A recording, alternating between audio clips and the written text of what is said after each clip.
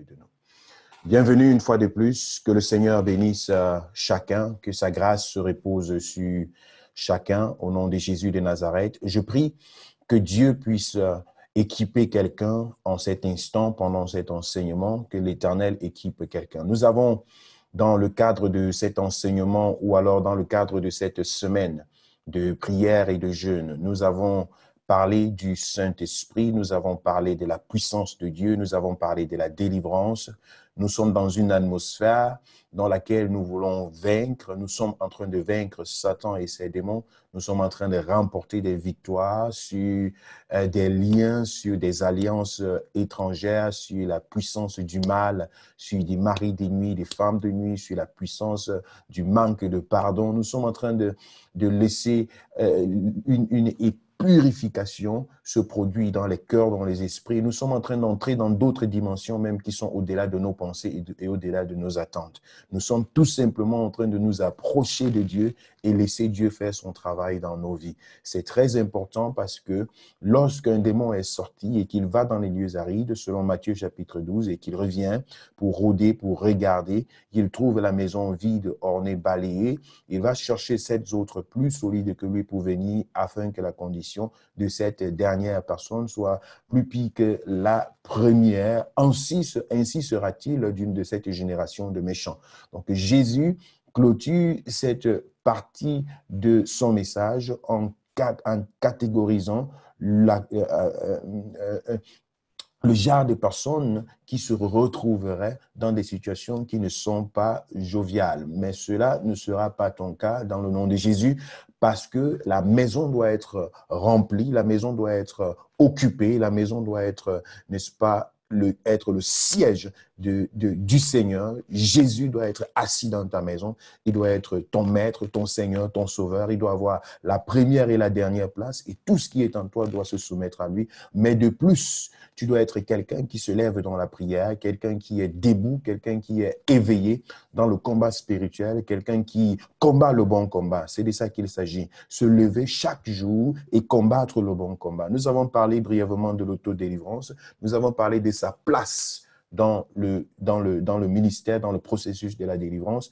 Et pour parler d'autodélivrance, pour parler de la manifestation de la puissance de Dieu, nous avons besoin de comprendre certains principes spirituels. Et parmi ces principes s'inscrivent les armures spirituelles. Il faut être armé, il faut être équipé. Et ce matin, nous en avons parlé dans Néhémie chapitre 4, lorsqu'on regarde à partir du verset 15. Le peuple d'Israël, à la tête duquel Néhémie se trouvait, a décidé de se lever non seulement contre des esprits mauvais, mais également contre des esprits humains.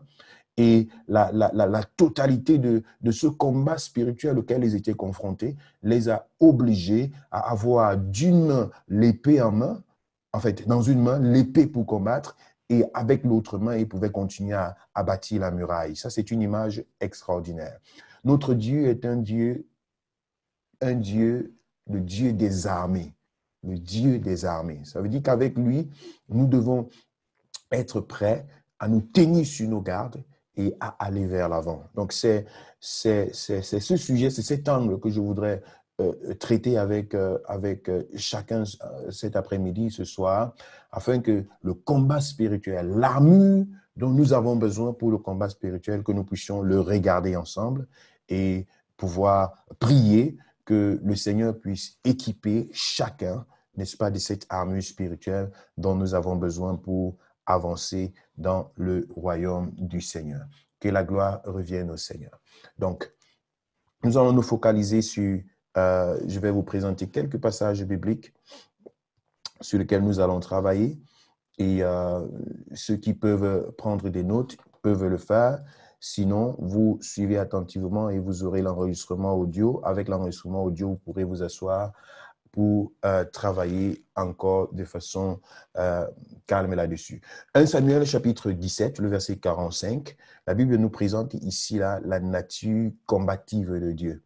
David se retrouve devant Goliath. David se retrouve devant un géant. C'est l'une des premières fois où où cette chose se passe, que le peuple de Dieu est en face d'un géant. La première fois, c'était lorsque lorsque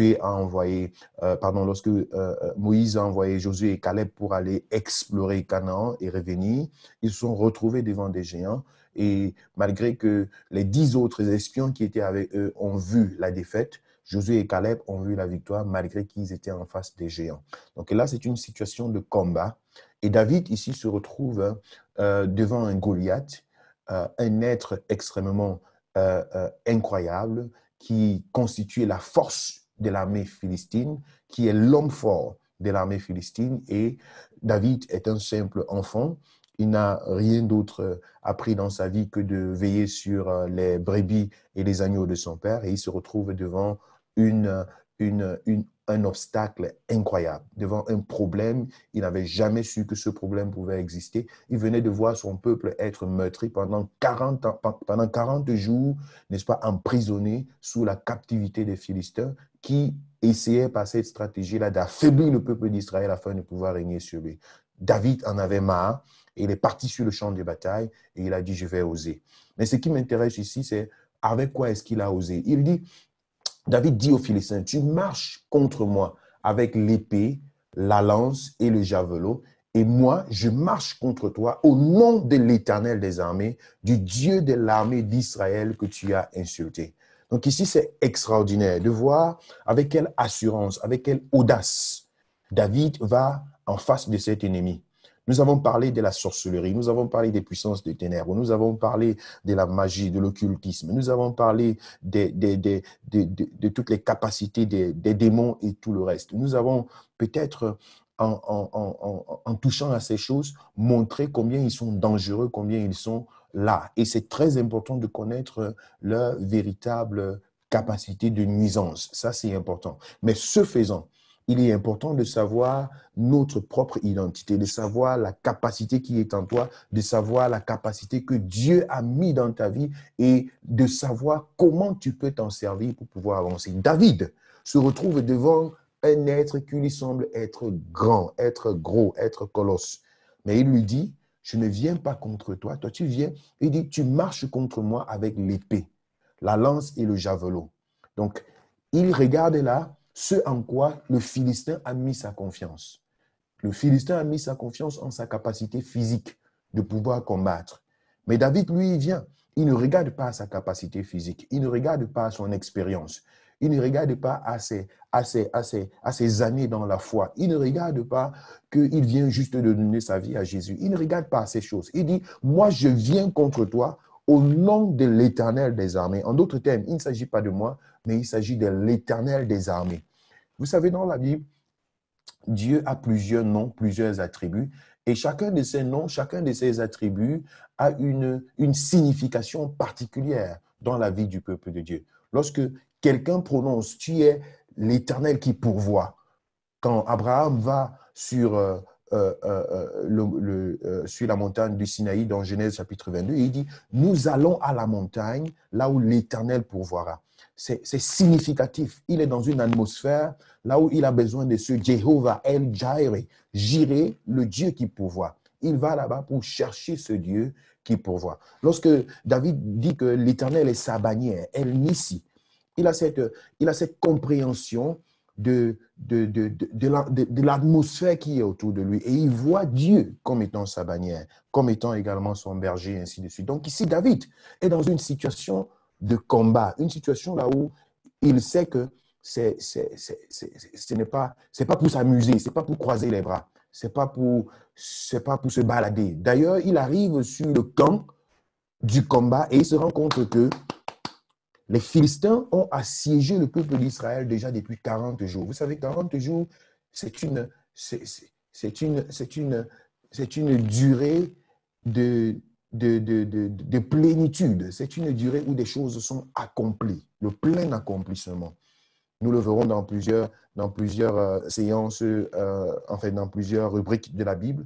Donc là, David en avait assez, il en avait marre de voir que son peuple a été assiégé pendant autant de temps. Et c'était le symbole que les Philistins avaient déjà remporté la victoire sur le peuple d'Israël, juste en les assiégeant pendant ce nombre de temps. Nous voyons encore cette stratégie d'assiégement dans Juge chapitre 6, lorsque Madian et les autres sont venus assiéger le peuple d'Israël pour leur couper de toute vivre. Rien n'entre, rien ne sort. Donc, c'était une stratégie de destruction qui avait été enclenchée dans la vie du peuple d'Israël. Et il était donc très, très important que David puisse voir et considérer l'ampleur de la chose. Il ne faut pas minimiser le combat devant lequel on se trouve. Ça, c'est très important. On ne minimise pas le combat, on ne minimise pas la situation, mais il est plus important de savoir en quel nom,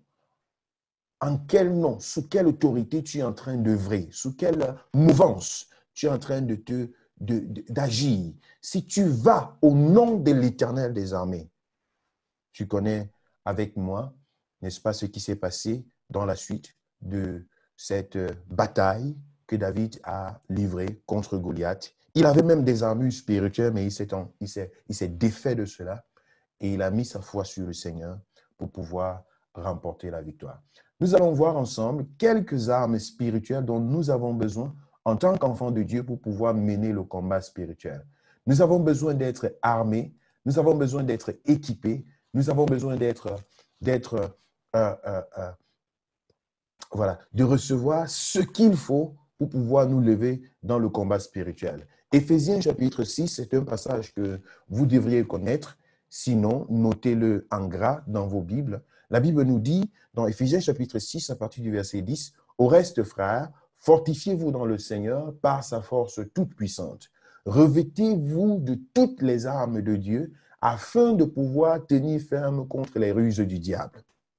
Car nous n'avons pas à lutter contre la chair et le sang, mais contre les dominations, les autorités, contre les princes de ce monde de ténèbres et contre les esprits méchants dans les lieux célestes. » Je voudrais faire une pause ici, dans ce verset 12 d'Éphésiens chapitre 6. L'apôtre Paul écrit avec beaucoup d'attention et chacune de ces phrases et chacun de ces mots a un poids particulier. Il dit, car nous n'avons pas à lutter contre la chair et le sang. Nous n'avons pas à lutter contre la chair et le sang. Je crois l'avoir martelé plus d'une fois. Nous n'avons pas à lutter contre la chair et le sang. Le sorcier de ta famille, ce n'est pas ton ennemi. Le marabout qui est à côté de ta maison et qui jette les flèches sur ta maison tous les jours, ce n'est pas lui ton ennemi. Ce n'est pas celui-là qui vient pour abuser de toi et tout le reste, ce n'est pas lui ton ennemi. Paul dit de façon ciblée et en pesant ses mots, nous n'avons pas à lutter contre la chair et le sang. Donc, il ne s'agit pas de l'être humain. L'être humain n'est pas notre ennemi. L'esprit humain peut être notre ennemi, mais l'être humain n'est pas notre ennemi. Parce que l'esprit humain, c'est déjà dans un monde mystique, une transformation, une superposition de l'esprit et de la volonté de l'homme. C'est dans ce cadre que nous parlons de l'esprit humain. Mais il s'agit ici là de l'être humain. Nous n'avons pas à lutter contre la chair et le sang. Et je crois que nous avons compris ce principe pendant cette semaine de prière et de proclamation contre Satan et ses démons. Donc ici, il dit, nous n'avons pas à lutter contre la chair et le sang, mais contre les dominations, contre les autorités, contre les princes de ce monde de ténèbres, contre les esprits méchants dans les lieux célestes. Donc, je veux le répéter encore, ce n'est pas le sorcier de la maison, ce n'est pas le sorcier de la famille qui est un problème, parce que je sais qu'il y a des personnes qui ont l'habitude surtout dans, je veux pas dire du mal de certains milieux ecclésiastiques et tout, mais j'entends souvent des gens vouloir tuer les sorciers de leur famille. Je renvoie le feu que tu as envoyé sur moi, je renvoie ça sur toi. Tu vas mourir dans ton lit, tes enfants ne vont pas aussi avancer comme tu as voulu que je n'avance pas, ainsi de suite. Ça, c'est ce qu'on appelle des prières d'imprécation. Et ça, c'est proche des trucs incantatoires. C'est proche de la condamnation à envoyer des gens en enfer. Or, personne d'entre nous n'a ce pouvoir d'envoyer quelqu'un en enfer. Peu importe la méchanceté, la profondeur de cet être humain, il reste un être humain. Et comme toi aussi, cet être humain mérite l'amour de Dieu, car Dieu a tant aimé le monde. Dieu n'a pas tant aimé les bons, ceux qui n'ont jamais péché, ceux qui ne sont jamais entrés dans la sorcellerie, ceux qui n'ont jamais été marabouts. Non, Dieu a tant aimé le monde qu'il a donné son Fils unique afin que quiconque, mais alors quiconque croit en lui ne périsse pas, mais ait la vie éternelle. Donc, il ne s'agit pas que Dieu ne te donne pas l'autorité, la procuration d'envoyer les gens en enfer. Pourquoi je le dis? Parce que si, avec tes imprécations et ta prière et tes proclamations, quelqu'un arrive à mourir, un sorcier arrive à mourir dans son état de sorcellerie, la direction, c'est en enfer, sans escale. Celui qui meurt sans avoir donné sa vie à Jésus, c'est l'enfer. En ce moment-là, tu serais en train de propulser des gens en enfer alors que Jésus est venu pour sauver l'humanité. Pour moi, c'est quelque chose d'assez fondamental. Nous pouvons combattre nos ennemis dans la prière. Nous pouvons prier que Dieu les rencontre. Nous pouvons prier qu'ils soient face à leur péché, comme Néhémie également a prié dans Néhémie chapitre 4, je crois, nous avons vu à partir du verset 8, verset 9. Il dit, Seigneur, ne pardonne pas leurs péchés. C'est une façon pour Néhémie de dire, Seigneur, mets-les devant leur propre méchanceté, qu'ils voient dans quelle profondeur ils se sont trouvés et qu'eux-mêmes ils soient capables de se prosterner devant toi pour te demander pardon. C'est de ça qu'il s'agit. Que ces gens-là soient conscients, qu'ils arrivent à un certain moment d'être conscients de ce qui se passe dans leur vie. Donc, il est très important de noter ça en passant. Mais ici, nous voyons donc que Paul fait cette différence claire et enseigne le peuple de l'église d'Éphèse. Nous n'avons pas à lutter contre la chair et le sang, mais contre 1, les dominations, 2, les autorités, 3, les princes de ce monde des ténèbres, 4, les esprits méchants dans les lieux célestes. Paul donne ici 4 catégories de démons. Je reviendrai là-dessus lorsque le Seigneur nous en donnera l'occasion dans les mois qui viennent, ainsi de suite. Nous parlerons de la démonologie, de l'hierarchisation des démons et nous reviendrons sur ces 4 principes, ces 4 catégories de démons qui agissent sur l'humanité. Mais Paul dit ici, regardez les amis, nous n'avons pas à lutter contre la chair et le sang, mais contre les dominations, contre les autorités, contre les princes de ce monde de ténèbres et contre les esprits méchants dans les lieux célestes. Résumons ça, contre les démons, contre les esprits mauvais. C'est contre eux que nous devons lutter. C'est contre ces agents spirituels qui viennent s'opposer à l'œuvre de Dieu, qui viennent s'opposer à ta vie. Peu importe qui est l'instigateur de leur action. C'est contre eux que nous avons à lutter. Et maintenant, cependant, nous devons donc comprendre que Paul est déjà en train de vouloir orienter, de vouloir catégoriser l'armure dont nous avons besoin pour mener ce combat. C'est un combat, il dénude déjà le côté physique, le côté naturel du combat. Il dit, ce combat, mes amis, ce n'est pas contre la chair et le sang. Rappelez-vous du vêtement et de l'équipement de Goliath. Il venait avec l'épée, avec son armure, avec le javelot, avec sa lance. C'était ça sa force. Il venait pour mener un combat physique. Il venait pour mener un combat contre la chair et le sang. Mais David a très vite compris que non, toi, tu viens contre moi avec l'épée, la lance et le javelot, mais je viens contre toi au nom de l'Éternel des armées. Donc l'Éternel, il est invisible, il est spirituel, il est surnaturel. Et toi, tu viens contre moi avec des armes naturelles. Mais ce n'est pas avec ça que je veux combattre. Donc ici, c'est la même chose que Paul répercute et dit, mes amis, ce n'est pas dans ce monde physique, ce n'est pas la force de nos muscles, ce n'est pas nos stratégies, ce n'est pas notre façon de penser, notre intellectualisme qui sera pour nous l'instrument dont nous aurons besoin pour pouvoir mener le combat spirituel. Ce n'est pas des récitations, ce n'est pas le livre de prière qu'on t'a donné, ce n'est pas des formules. C'est pas de s'asseoir 15 fois par jour et réciter un truc de Je vous salue Marie ou bien de je ne sais quoi, de compter un chapelet ou bien de verser de l'eau partout. Ou bien c'est pas physique, c'est pas ça. La source du miracle, la source de la manifestation de la puissance de Dieu. Paul dit, mes amis, c'est pas contre la chair et le sang. Ce n'est pas contre ces choses que nous avons à lutter, mais contre des dominations, des esprits mauvais dans les lieux célestes, des princes de ce monde des ténèbres. Et maintenant, il continue au verset 13, il approfondit encore sa pensée au verset 13, il dit, c'est pourquoi, voilà, c'est pourquoi. C'est pourquoi prenez toutes les armes de Dieu afin de pouvoir résister dans le mauvais jour et de tenir ferme après avoir tout surmonté.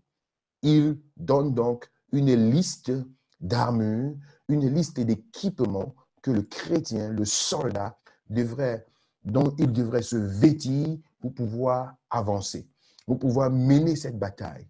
Nous avons besoin certainement des choses sur lesquelles nous pouvons nous tenir pour mener le combat spirituel. Il dit, tenez donc ferme. Ayez à vos reins la vérité pour ceinture. Mais ça, c'est extraordinaire.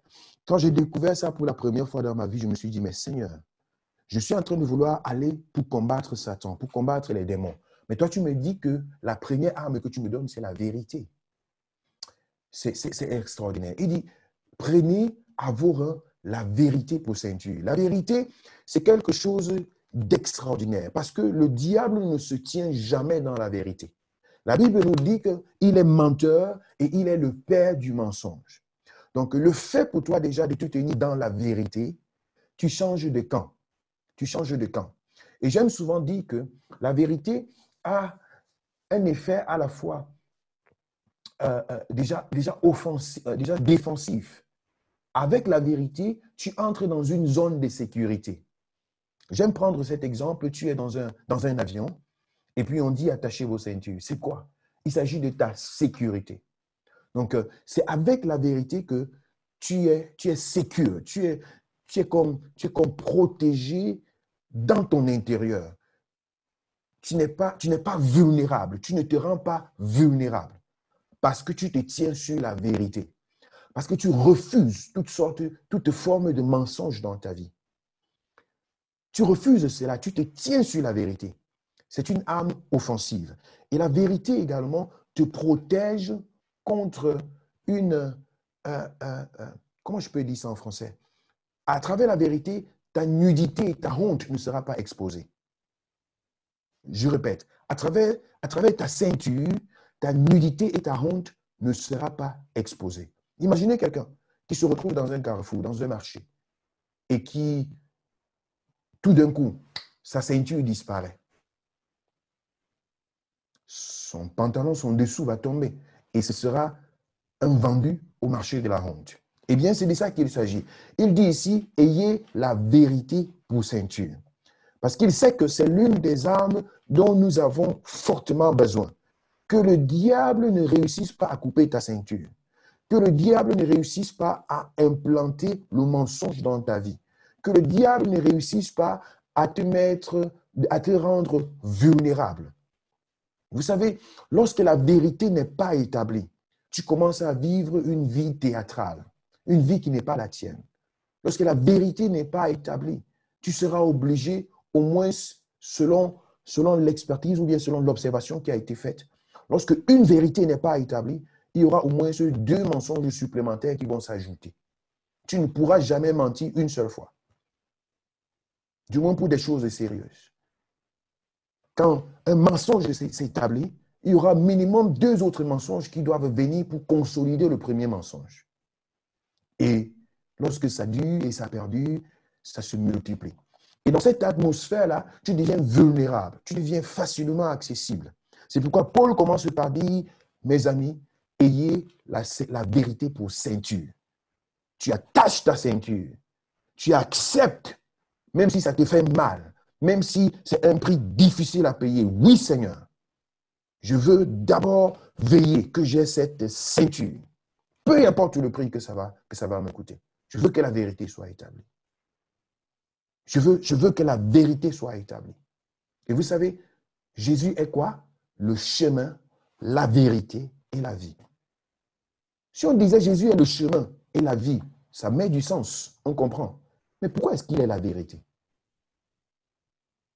Ça entre dans la dimension spirituelle. Lorsque la vérité est établie, Jésus-Christ a la légitimité. Il a la légitimité. C'est très important. Comme je vous dis, j'ai eu du mal à comprendre le sens, l'importance de la vérité dans le combat spirituel. Mais il faut comprendre que c'est une ceinture de sécurité, c'est un confort, c'est une assurance et c'est une protection contre la honte, contre l'exposition, contre les ingérences de Satan, qu'il ne trouve rien chez toi. Alors Paul le dit donc de façon ciblée à l'église d'Éphèse, ayez la vérité pour ceinture. Et il continue en disant, revêtez la cuirasse de la justice. Revêtez la cuirasse de la justice. Ici, c'est quelque chose déjà qui s'apparente à la vérité. Parce que la justice, c'est la pratique de la vérité. C'est la pratique de la vérité. Donc, lorsque la vérité est établie, la justice peut prendre les devants. Si les reins ne sont pas sains, si on n'a pas pu se saigner les reins, ce sera difficile de se mettre cette cuirasse. Et c'est cette cuirasse qui empêche que des flèches n'atteignent ta poitrine, en l'occurrence ton cœur. Et c'est là où Jésus dit, ce n'est pas ce qui entre en l'homme qui le souille, mais c'est ce qui en ressort. Garde ton cœur plus que toute autre chose, car c'est de lui que viennent les sources de la vie, dit le Seigneur. Et le proverbe le rappelle encore à plusieurs fois. C'est très important que la justice soit établie. Lorsque tu marches dans la justice, qu'est-ce que la parole de Dieu dit? Il répond à ses enfants. La prière du juste monte vers l'Éternel. Elle a une efficacité. Or, la justice, ce n'est rien d'autre que la pratique de la vérité, peu importe ce que ça coûte. Avec cela, tu protèges ton cœur. Tu protèges ta poitrine contre les flèches enflammées de l'ennemi, déjà, contre ta poitrine. Donc là, je viens de vous parler de deux armes qui ont à la fois un élan offensif, mais beaucoup plus défensif. C'est un équipement personnel pour dire, c'est sur ma vie que je voudrais travailler. Je voudrais me poser sur des fondements solides. Peu importe ce que ça va me coûter, c'est ma décision. La vérité doit demeurer en moi. La vérité doit trouver son habitation en moi. Et cette vérité doit devenir pratique. Je dois pouvoir l'exercer. Là, on est en train d'entrer dans le domaine de la justice, la cuirasse de la justice. Et c'est dans cet élan que ton cœur est protégé. Que les flèches qui peuvent venir de l'extérieur ne vont pas affecter ton cœur. Pourquoi? Parce que tu sauras les consommer et tenir ton cœur en tranquillité. Pour dire, c'est Dieu qui est le juste juge. C'est Dieu qui transforme. C'est Dieu qui me connaît. Beaucoup de gens se sont souvent étonnés et m'ont dit, mais pasteur, nous ne comprenons pas. Les gens bavardent souvent beaucoup de choses. On entend des choses et tout, contre toi, à ton sujet et tout. Mais comment tu es toujours calme? Comment tu ne ripostes pas? Comment? Bien aimé, l'un de mes secrets, c'est que je sais tenir la cuirasse de la justice, par la grâce de Dieu. Je sais dire au Seigneur, c'est toi qui prends les devants, c'est toi qui prends les contrôles. J'ai déjà vécu ça à plusieurs reprises, que des années durant et des années après, j'entends quelqu'un dire, pasteur, tu sais, ça fait peut-être 4 ans, 5 ans que j'ai entendu ci et ça à ton sujet. Et c'était des choses mal. Mais aujourd'hui, je viens m'en repentir. Il y a une jeune fille qui est venue un jour qui m'a dit, pasteur, il y a de cela 2 semaines, nous nous sommes assis dans une maison. Nous avons parlé contre toi de 20h à 5h du matin. Mais je suis venu pour dire que tu es un homme. Et je voudrais te demander pardon. Et puis, elle croyait que je devais être choqué et tout. Je l'ai embrassée, j'ai prié pour elle, je l'ai bénie, j'ai dit, vas-y, tu es sous la protection du Seigneur. Elle était complètement étonnée. Pourquoi? Parce que les flèches qui viennent de dehors, ce n'est pas ça le problème. Le problème, ce n'est pas ce qui vient du dehors. Le problème, c'est ce qui sort de toi. Le problème, c'est ce que ça produit en toi et la riposte que tu apportes. Ça te met directement dans un état, soit de blessé, de victime, et tu es détourné du chemin que Dieu a tracé pour toi. Tu es détourné de la vision. Tu es détourné de la prochaine révélation que Dieu était sur le point de te donner, peut-être pour quelque chose d'autre, pour quelqu'un d'autre. Tu es détourné du peuple que Dieu a mis devant toi. Tu es détourné de la responsabilité, de l'évangélisation, de ce que Dieu, de ce à quoi Dieu t'a appelé. Tu es détourné de ça et tu deviens comme un instrument embauché dans l'atelier de Satan. De la zizanie, de la médisance, de l'amertume et ton cœur est chaque fois dans des choses qu'on a dit et tout. Et tu perds la vision pendant que Dieu est en train de t'attendre dans d'autres domaines. Tu es en train de t'occuper des choses qui ne te concernent pas. Bien-aimé dans le Seigneur. Et en ce moment-là, tu deviens vulnérable. Ça, c'est l'un des avantages que apporte la cuirasse de la justice. J'essaie de courir avec le temps. Travailler avec 1 heure de temps, ce n'est pas très évident. Mais nous y sommes. Il dit, mettez pour chaussure à vos pieds le zèle que donne l'évangile de paix. Ça, c'est la 3e arme que Paul présente à l'église d'Éphèse. Mais à ce niveau, on peut toujours se demander, mais tiens, Qu'est-ce que cela a à faire avec le combat spirituel? Bien-aimé dans le Seigneur. Je vous ai donné cette astuce, je crois il y a de cela 1 ou 2 jours. Chacun doit avoir le potentiel de rendre témoignage. Ayez à vos pieds, ayez pour chaussure à vos pieds le zèle que donne l'évangile de paix.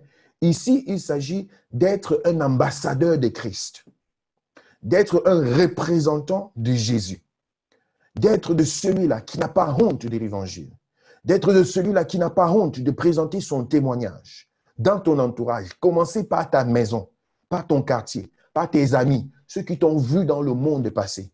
Commencez à annoncer cet évangile. Avoir tes chaussures à tes pieds, c'est être capable d'annoncer l'évangile.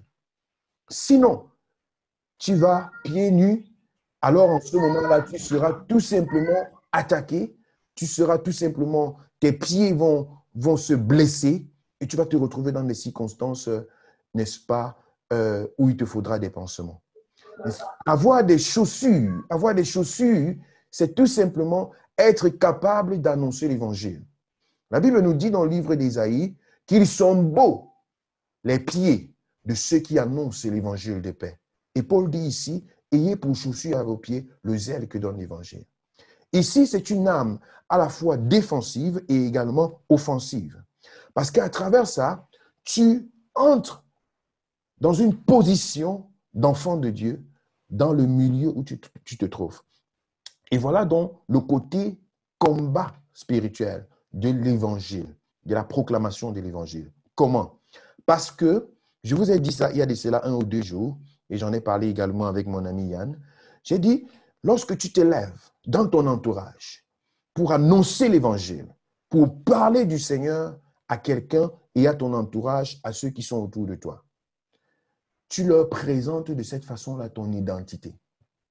Donc, d'une part, tu leur présentes Jésus, mais d'autre part, tu leur présentes ton identité.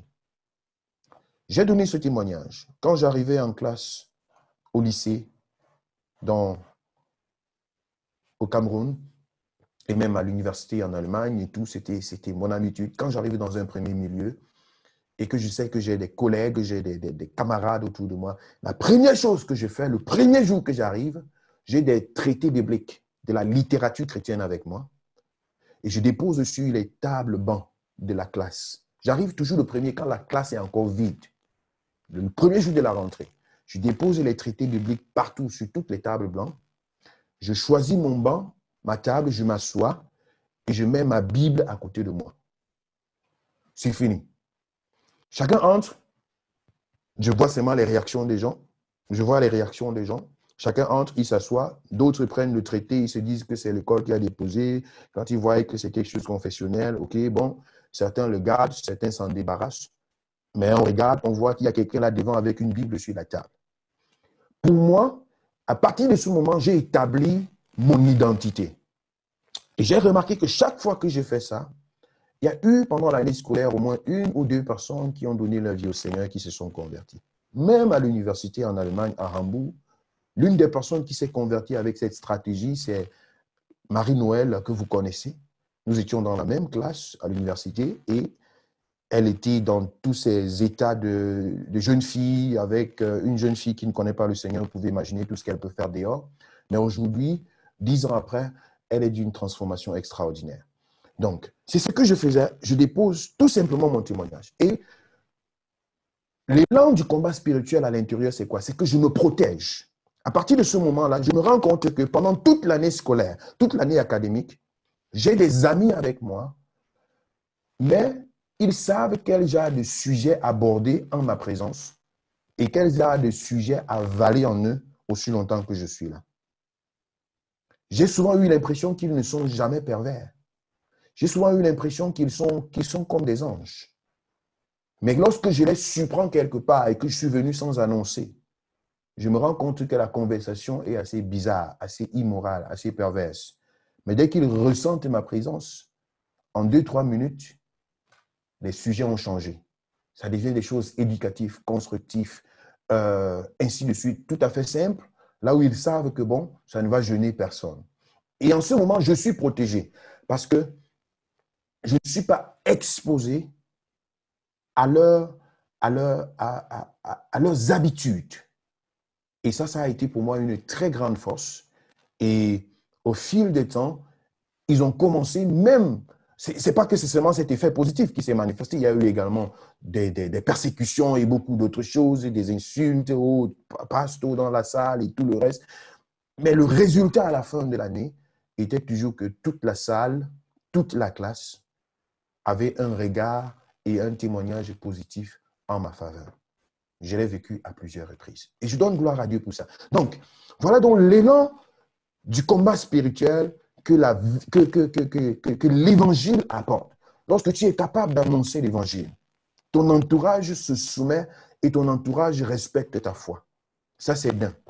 Et de deux, dans ta famille, les gens comprennent qu'ils peuvent faire recours à toi parce qu'ils ont entendu que tu as parlé de Jésus. Je ne sais pas si ça vous est déjà arrivé, que vous rencontrez quelqu'un, vous connaissez la personne depuis 5 ans, 10 ans, et subitement, c'est dans une conversation que vous vous rendez compte que la personne est chrétienne, que la personne peut prier, que la personne peut apporter une aide spirituelle et tout. Vous êtes complètement étonné, vous vous demandez, mais qu'est-ce qui s'est passé toutes ces dernières années? Il y a des personnes même qui se rencontrent, qui sont tous des enfants de Dieu, mais qui ne savent pas qu'ils sont des enfants de Dieu. Voyez-vous ça? Donc, or, quand tu as présenté ton témoignage, et aujourd'hui, c'est tellement aisé. C'est tellement aisé. La plupart d'entre vous, vous avez des groupes WhatsApp, là où plusieurs membres de la famille sont. Et puis, des sujets vont être déballés. On va aller enlever le crâne de tel, on va faire ceci, on va faire ceci, on va cotiser l'argent pour faire venir quelqu'un en Allemagne, en France, on va faire ceci, on va faire cela. Et ce sont la plupart, bon, pour certains, ne sont que des sujets à caractère, ok, c'est bon pour oncle tel, c'est bon pour tante tel et tout. Mais as-tu déjà pensé un jour à te lever chaque matin et de leur envoyer un verset biblique? À leur faire un message, une exhortation de 10-15 minutes une fois par semaine, tu envoies ça? As-tu déjà pensé à leur envoyer les liens de certains messages qui ont transformé ta vie, qui t'ont béni? Est-ce qu'ils ont honte lorsqu'ils doivent te faire envoyer des liens de pornographie ou bien de tradition ou bien de ci ou ça? Ils n'ont pas honte de t'envoyer ces liens. Alors, ce n'est pas à toi de cacher ton identité. Mais lorsque tu commences à leur communiquer l'évangile, qu'ils t'insultent, qu'ils disent quoi, il y a une catégorie de personnes parmi eux qui vont garder cela dans leur cœur. Et lorsqu'ils seront dans des problèmes, dans des situations, ils vont penser à toi, ils vont t'appeler. Ils vont dire, s'il te plaît, prie pour nous. Même comme on n'est pas dans vos choses-là, pardon, prie pour nous. Et en ce moment-là, c'est la victoire qui est en toi qui commence à se développer dans ta famille. Et nous revenons dans la première expression, nous n'avons pas à lutter contre la chair et le sang. Tu te rends compte que les personnes qui sont peut-être les plus incrédules de ta famille commencent à se repentir. Je vous parle là d'un témoignage personnel. Dans ma famille, sur l'espace de 15 ans, il y a des personnes qui ont fini par se tourner au Seigneur. Pendant que je suis en train de parler, ils sont au moins 4 dans ce forum. La plupart, vous connaissez. Nadine, Adeline, Fabiola, elles sont là. Et beaucoup d'autres personnes qui, à l'espace de 15 ans, ont fini par se tourner vers le Seigneur et dire, nous avons besoin de ce Seigneur. Bien aimé, il faut extérioriser ta foi. Il faut avoir la chaussure d'avoir l'évangile pour chaussure. C'est ce qui te permet d'avancer. C'est ce qui donne de la beauté à tes pieds. Et vous savez quoi de plus merveilleux quand des conversions se manifestent dans ta famille? Des gens qui, par ignorance, dans ta famille, avaient l'habitude d'aller chercher la solution chez les marabouts et qui, de ce fait, s'emprisonnaient eux-mêmes et apportaient des malédictions dans toute la famille. À partir de ce moment, ils savent que non, nous avons une autre force de puissance. Nous pouvons nous tourner plutôt vers d'autres. Nous avons une autre option. Et lorsqu'ils se tournent vers cette option qui est Jésus, alors les portes de malédiction dans ta famille commencent à être fermées parce que la fréquentation des marabouts commence à diminuer. La fréquentation des lieux occultes commence à diminuer. Les pratiques ancestrales, des crânes et tout le reste commencent à diminuer. Et au fur et à mesure que ça diminue, ta famille gagne en sainteté, en pureté. Et l'atmosphère change au fil des temps, au fil des années. Le combat spirituel. Il dit au verset 18, vous voyez que je cours avec le temps. Il dit au verset 18, faites en tout temps, non, il dit d'abord au verset 17, J'avais dit, ok, je suis au verset 16. Prenez par-dessus tout cela le bouclier de la foi, avec lequel vous pourrez éteindre les traits enflammés du malin. Le bouclier de la foi, c'est le bouclier. Donc, il est gros, il est épais, il est métallique parfois, ou alors plastique transparent, mais solide. Et puis, on peut le tenir comme ça, c'est très grand, et c'est pour avancer contre l'adversaire. Vous voyez, la police, généralement, utilise ça lorsque des manifestants essayent d'entrer dans un immeuble ou bien quelque part. La police utilise ça pour porter résistance à la population qui est en train de venir. Donc ça, c'est la foi, ça, c'est la résistance. C'est très important. Lorsque l'ennemi envoie ses flèches, il faut que tu sois capable de les barrer. Que tu sois capable de les barrer. Et là, il s'agit de la foi.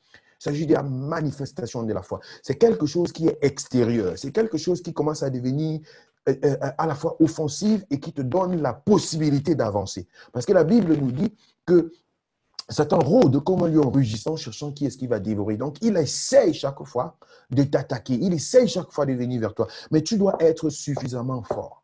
Suffisamment fort. Ta foi doit être chaque fois affermie. Ce bouclier doit être chaque fois affermi. Tu dois être chaque fois capable de barrer les flèches de Satan. Tu dois être chaque fois capable de résister et d'empêcher que les flèches enflammées que le diable envoie dans ta vie, que cela ne puisse pas t'atteindre. Vous avez certainement parfois remarqué qu'il peut arriver des circonstances dans votre vie là où vous êtes complètement abattu, ou bien vous êtes censé être abattu. Ça vient de tous les côtés. Ça vient de tous les côtés. Vous vous demandez, mais est-ce que... Certains se demandent à certains moments, est-ce que Dieu m'écoute même? Est-ce que Dieu existe même? Parce que ça vient de tous les côtés. Nous l'avons vu dans la vie de Job et dans la vie d'autres personnes. À un certain moment, c'est comme une combinaison de choses qui viennent. Et c'est ça l'image. Le diable peut concentrer des flèches sur quelqu'un. Au même moment, des flèches. Dans ce moment-là, tu as besoin d'un bouclier. Tu as besoin d'un bouclier pour résister à ces flèches. Pour croire que la puissance de Dieu ne va pas t'abandonner. Pour croire que tu ne vas pas lâcher devant cette affaire. Pour croire que tu dois progresser, que tu dois aller vers l'avant. Quand tu n'as pas le bouclier de la foi, des pensées de suicide peuvent venir dans ta tête pendant que les problèmes te rencontrent de tous les côtés. L'inquiétude peut commencer à t'envahir. L'anxiété peut commencer à t'envahir. Mais il faut à un certain moment dire, Seigneur, contre ces flèches, j'ai besoin du bouclier de la foi. J'ai besoin de croire contre toute espérance. J'ai besoin de persévérer. J'ai besoin d'avancer. C'était d'abord des esprits de découragement, de renard. C'était des esprits de ci. Et maintenant, ce sont des esprits humains. Et maintenant. Seigneur, jusqu'à quand? Tu as besoin du bouclier de la foi. Tu as besoin de dire, Satan, tu n'auras pas de victoire dans ma vie. J'irai jusqu'au bout. Je persévérerai. Je vais te vaincre. Peu importe le prix à payer.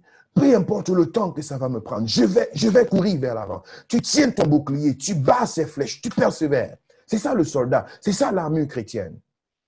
Tu y vas jusqu'à ce que Dieu, dans sa souveraineté, puisse déclencher les choses et que une autre atmosphère s'installe autour de toi.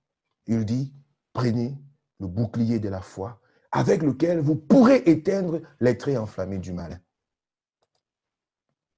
Et il dit dans la suite, au verset 17, prenez aussi le casque du salut et l'épée de l'esprit qui est la parole de Dieu. C'est deux armes. Mais la première arme, il parle du casque du salut. Le casque du salut, il est posé sur la tête et c'est la protection contre des pensées. C'est le potentiel de pouvoir résister aux pensées négatives. Vous savez, ça c'est l'un des problèmes majeurs. C'est l'un des problèmes majeurs, les pensées. Les pensées. Et le combat spirituel, j'ai tout un enseignement, toute une prédication sur ce sujet, combattre les pensées. Le Seigneur nous donnera l'occasion d'y arriver. Le diable ne t'attend pas sur le ring, sur le champ de bataille. Il vient vers toi dans les vestiaires et il ingère des pensées qui sont censées te rétrograder, qui sont censées t'abattre, qui sont censées te réduire, qui sont censées t'amener dans une situation où tu as une attitude de perdant. Tu deviens comme si ce sont des formalités que tu veux remplir. Et parfois, lorsque ces pensées t'accablent, tu perds des forces, tu perds l'espoir, tu, tu te rends compte même que tu deviens malade à cause des pensées. Bien-aimé dans le Seigneur. Il dit, prenez le casque du salut. Lorsque tu as le casque du salut, tes pensées sont protégées. Tes pensées sont protégées. Il dit dans les Philippiens chapitre 2, je crois, le verset 9, il dit que tout ce qui est pur, tout ce qui est saint, tout ce qui est honorable, tout ce qui est vertueux, tout ce qui mérite l'approbation, fasse l'objet de vos pensées en Jésus. C'est encore Paul qui parle. Parce qu'il sait que lorsque le diable veut t'abattre, il vient commencer à injecter des mauvaises pensées, des pensées rétrogrades, des pensées qui ne t'encouragent pas. Et à partir de ce moment, tu commences à relâcher. Et quand tu te retrouves sur le ring, sur le terrain de bataille, en principe, tu viens avec la compréhension d'un vaincu, de quelqu'un qui a la défaite. Tu vas au rendez-vous juste parce que, OK, si je ne vais pas, OK, je vais peut-être être mal vu ou bien quelque chose va se passer. Mais au-dedans de toi, l'attente est différente. Tu as peut-être d'autres options. Tu as peut-être tissé d'autres solutions dans ta tête pour dire, c'est de tel côté que ma solution va venir. Ce n'est pas forcément par la prière que ça va se passer. Ce n'est pas forcément par la parole de Dieu. Je crois qu'il y a aussi quelques petits trucs là qu'il faut faire, ainsi de suite. Tu commences à être corrompu dans ta pensée et quand tu arrives sur le terrain de bataille, Satan se rit seulement. Et c'est pourquoi Jésus dit, ne prononcez pas le nom de Dieu en vain. Lorsque vous allez dans la prière, ne prononcez pas des mots vains. Ne multipliez pas de vaines paroles. Quand Jésus apprend à ses disciples à prier, il dit ne multipliez pas de vaines paroles. Mais bien, mais qu'est-ce qu'une vaine parole? Y a-t-il une catégorie de paroles dans le dictionnaire français qui sont caractérisées de vaines paroles? Mais que non. Ce qui fait la vanité d'une parole, c'est ce qui se cache au fond. C'est la compréhension du sens de cette parole que tu es en train de prononcer. C'est la compréhension du sens de cette prière qui est en train d'être proclamée. Crois-tu vraiment en ce que tu es en train de prier? Ou bien tu pries juste pour remplir des formalités? C'est là toute la question. Toute la question est là. C'est ça qui fait le sens de ton mot, de tes paroles. Si elles sont vaines ou si tu comprends de quoi il s'agit. Certaines personnes ont interprété ça comme si, OK, il ne faut pas trop prier, il ne faut pas trop bavader dans la présence de Dieu. Non, il ne s'agit pas de ça. Je peux dire Alléluia 1000 fois, mais chacun de ces Alléluia-là a une tonalité, a une compréhension dans ma tête, dans mon esprit, aussi vivant le millième Alléluia que le premier Alléluia. C'est de ça qu'il s'agit. Mais quelqu'un d'autre peut dire Alléluia 2, 3 fois, ou même 5000 fois, et aucun de ces Alléluia ne constitue une parole qui a du sens. C'est de ça qu'il s'agit. Donc, quand le diable entre dans ce domaine et qu'il arrive à te corrompre au-dedans de toi, à ramollir, à diluer ta compréhension de la parole de Dieu, de la puissance de Dieu, il sait qu'à partir de ce moment-là, il va te laisser t'embrouiller. Mais il est très important que le casque du salut te soit donné, que tu puisses te vêtir de ce casque, afin que les pensées que le diable envoie puissent frapper contre ce casque et tomber. Et qu'à l'intérieur de toi, tu sois nourri de tout ce qui est pur, de tout ce qui est saint, de tout ce qui mérite de l'approbation, tout ce qui est honorable. C'est pourquoi les chrétiens doivent se débarrasser de tout ce qui est impur, de tout ce qui entre dans ta tête et qui est impur. Des choses bizarres, des choses horribles, des choses qui corrompent ta pensée. Tu dois te débarrasser de ces choses afin de préserver ta mémoire, de préserver ton esprit, de préserver ta pensée. Tu dois te débarrasser quand tu écoutes des musiques qui sont de connotation diabolique, pornographique et autres. Cela entre dans ta pensée. Cela entre dans ta pensée et ça influence ton subconscient. Tu te réveilles le matin, tu te retrouves dans ton esprit, tu es en train de chanter des musiques mondaines, païennes, diaboliques. Qu'est-ce qui se passe? Qu'est-ce qui se passe? C'est inacceptable. Parce qu'en ce moment, tu exposes ton esprit à ce genre de choses. Et c'est cela qui tisse habitation en toi. Je ne dis pas que nous ne devons écouter que des musiques chrétiennes. Il y a des choses éducatives, il y a des choses instructives, il y a des choses de loisirs, il y a des choses qui peuvent te permettre d'exprimer quelque chose de particulier, ainsi de suite. Ça, c'est, ou bien politique et tout le reste. Là n'est pas la question. Mais je parle de tout ce qui est dépravant, de tout ce qui est négatif, de tout ce qui est destructif. Et parlant même de la musique, il y a des choses assez diaboliques et ténébreuses, de magie qui se passe à travers la musique. À travers la musique. Regardez la puissance de la louange et de l'adoration. Que lorsque nous louons le Seigneur, lorsque nous adorons le Seigneur, des choses se passent, des miracles se produisent. Des gens sont dans la présence de Dieu. Lorsque une louange et une adoration est faite en esprit, en vérité, la joie est là, la présence de Dieu est là, les gens sont réconfortés. Ça, c'est la puissance de la musique. Et sachez-le bien, le diable copie également cette puissance. Parce qu'il a été appelé Lucifer. Il a été appelé l'ange chargé de la louange auprès de Dieu avant sa chute.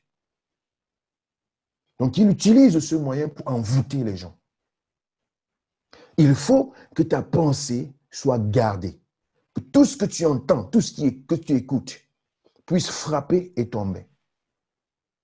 J'ai fait cet exercice dans ma vie spirituelle, dans mes premiers pas dans la foi. Et j'avais une stratégie assez claire contre toute musique qui était des directions négatives et destructives. Tout ce qui entraînait les gens dans l'immoralité et toute autre chose. J'ai commencé à m'exercer contre cela. Ce n'était pas évident. Mais chaque fois que je me rendais compte, je passe en route et puis il y a une musique qui sonne dans un bar et puis je continue ma route en marchant. Je me rends compte que 5 minutes après, cette même musique est en train de sonner dans mon esprit. Je m'arrête et je prie. Cela m'est arrivé plusieurs fois. Des musiques que je ne veux pas et dont je veux me séparer. J'ai juste écouté un son. 5 minutes plus tard, je suis peut-être à 500 mètres de ce lieu, mais la même musique est dans mon esprit. Bien-aimé dans le Seigneur, il faut combattre ce genre de choses. Je viens de vous parler juste de la musique, mais il en est de même. Des paroles négatives, des paroles qui ont été prononcées contre toi, des malédictions qui ont été jetées sur toi, par qui que ce soit tes parents ou bien des inconnus, et qui restent focalisés dans ta pensée. Non, laisse tomber ça. Parce que Dieu a dit, toute malédiction prononcée contre toi est sans effet. Laisse tomber tout ça. Refuse de croire que ta vie va être orientée selon les pensées des autres personnes. Refuse de commencer à vivre ta vie de façon à ce que tu veux tout simplement plaire à tout le monde. Parce que telle personne pense ceci, telle personne pense ceci, tu vas t'embrouiller et c'est là où le diable aura l'accès sur ta vie. Il faut être focalisé. Il faut être habité de tout ce qui est pur, tout ce qui est saint, tout ce qui est honorable, tout ce qui mérite l'approbation. Que cela soit l'objet de ta pensée. Et bien aimé, en ce moment-là, tu deviens lucide. Nous sommes dans le combat spirituel.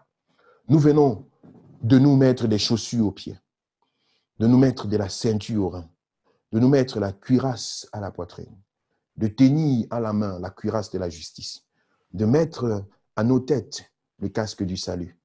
Et nous tenons maintenant en main la parole de Dieu, qu'est l'épée. C'est avec elle que nous avançons. C'est avec elle que nous attaquons. C'est avec elle que nous luttons et que nous combattons. C'est l'une des armes offensives que Dieu te donne, sa parole. Vous savez, la prière prend son effet, son importance dans la parole de Dieu. Tu veux être efficace dans la prière? Accroche-toi à la parole. Tu veux dire à Satan des choses qu'il ne peut pas nier? Mets-toi sur la parole de Dieu. Tu veux que tes paroles, tu veux que ta prière résonne avec efficacité dans le monde spirituel, aux oreilles de Dieu, aux oreilles de Satan et de tous les esprits? Prie selon la parole de Dieu. Tiens-toi sur la parole. Parle selon la parole. Tiens cette parole en main. Déclare-la, proclame-la. C'est telle l'arme efficace, l'arme fatale. Lorsque nous parlons de la puissance du nom de Jésus, nous la puisons dans la parole de Dieu.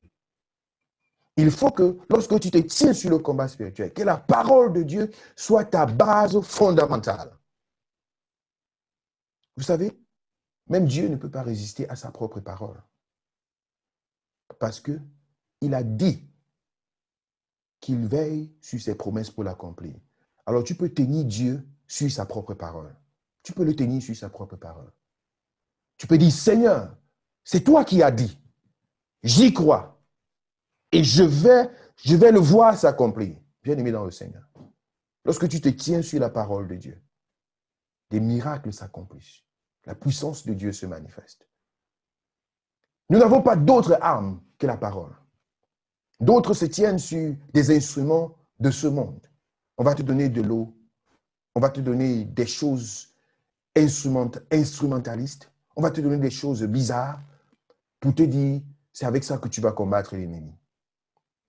Ça peut peut-être faire semblant d'agir, mais je voudrais te dire que ce n'est que vanité. Ça ne durera que le temps, ça ne durera que le temps de l'existence de cette chose.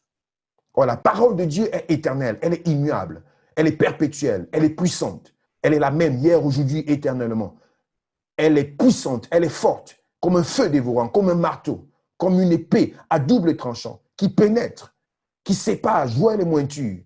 Une parole sans tache ni ride, qui est vraie, qui est efficace, inspirée, et devant laquelle l'ennemi ne résiste pas. Quoi de plus merveilleux que de s'accrocher sur la parole de Dieu et d'en faire l'arme efficace pour le combat spirituel. Quand le diable t'attaque dans ta maison, veux-tu courir d'abord au chevet de ton lit chercher un talisman pour le combattre? Veux-tu courir à la cuisine chercher telle eau bénie qu'on t'a donnée avant de pouvoir le combattre avec? Tu es dans ta voiture, tu es sous la douche, tu es je ne sais pas moi où, et tu sens qu'il faut prier. Veux-tu d'abord courir mettre un foulard sur ta tête, comme ça là, avant de commencer à prier? Parce que sans ce foulard, Dieu ne va pas t'écouter. Veux-tu conditionner la manifestation de la puissance de Dieu par un matériel, par quelque chose de vanité? Mais que non. Tu tiens entre tes propres mains l'épée de l'esprit, qui est la parole de Dieu. Et nous voici complètement armés, prêts pour le combat spirituel, prêts pour aller dans cette profondeur d'autodélivrance, de dire, Seigneur, me voici. Peu importe ce Goliath qui se tient devant moi, je sais, tu viens contre moi avec la lance, le javelot et l'épée. Mais je viens contre toi au nom de l'Éternel des armées. C'est lui qui est mon armure et c'est lui qui est ma force. Et c'est de lui que je tire tout ce dont j'ai besoin. Bien-aimés, que le Seigneur bénisse chacun d'entre vous. Que sa grâce se repose sur vous. Nous nous retrouverons dans quelques heures à 5 heures du matin pour ceux qui sont dans ce programme, pour prier, pour être armés, pour dire, Seigneur, voici l'armure. Voici ce de quoi nous voulons nous vêtir. Et à la fin, au verset 18, il dit, fais en tout temps, par l'esprit, toutes sortes de prières et de supplications. Faites en tout temps, par l'esprit, toutes sortes de prières et de supplications. Veillez à cela avec une entière persévérance, priez pour tous les saints.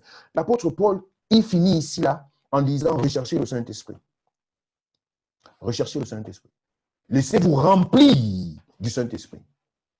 Je bénis le Seigneur pour ce matin, pendant que nous étions en train de prier, que Dieu nous arme, que Dieu arme chacun, que sa puissance se descende sur la vie de chacun. D'aucuns ont reçu le Saint-Esprit, d'aucuns ont été touchés par la puissance de Dieu. Et notre sœur Éléonore a témoigné que dans cette atmosphère-là, pour la première fois, elle a reçu l'expression du don du parler en langue. Cela s'est manifesté en elle. Ici, c'est de ça que Paul est en train de dire, de parler. Il dit, prenez par-dessus tout, faites en tout temps, par l'esprit, toutes sortes de prières. De quoi parle-t-il quand il dit toutes sortes de prières?